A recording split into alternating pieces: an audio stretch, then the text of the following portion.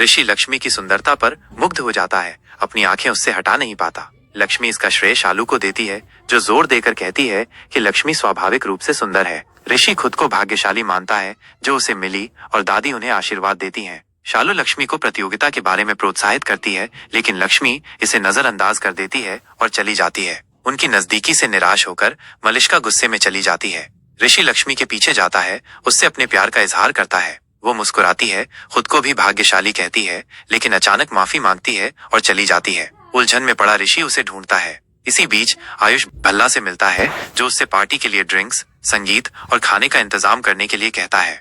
शनाया मलिष्का के अचानक चले जाने पर सवाल करती है। मलिष्का स्वीकार करती है कि वो ऋषि का लक्ष्मी के लिए प्यार बर्दाश्त नहीं कर सकती। शनाया अपने खुद के अनुभव को याद करते हुए ऋषि को वापस पाने के लिए गर्भावस्था का इस्तेमाल करने का सुझाव देती है। हालांकि मलिष्का खुलासा करती है कि लक्ष्मी पहले से ही गर्भवती है। हैरान शनाया स्थिति को जटिल बताती है और लक्ष्मी और उसके बच्चे को खत्म करने की सलाह देती है। किरण आती है, गर्भपात का प्रस्ताव रखती है और शनाया दावा करती है कि उसके पास एक योजना है।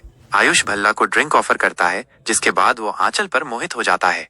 ऋषि आखिरकार लक्ष्मी को ढूंढ लेता है, उससे उसकी माफी के बारे में पूछता है। वो उसे समस्याएं देने के लिए दोषी महसूस करने की बात कबूल करती है, लेकिन वो उसे दिलासा देता है कि उनका प्यार ही सब कुछ है। जैसे ही वो कुछ और कहने में हिचकिचाती है, वो चली जाती है, जबकि शालू उसकी गहरी प्रेम को नोटिस करती है। आंचल भल्ला को नशे में देखकर आयुष से उसे संभालने के लिए कहती है। ला नशे में धुत होकर आयुष से आंचल का नंबर पूछता है, जिससे आयुष के दिमाग में एक विचार आता है। इस बीच किरण शनाया की योजना पर सवाल उठाती है, जो गर्भपात कराने के लिए एक विशेष पाउडर का खुलासा करती है।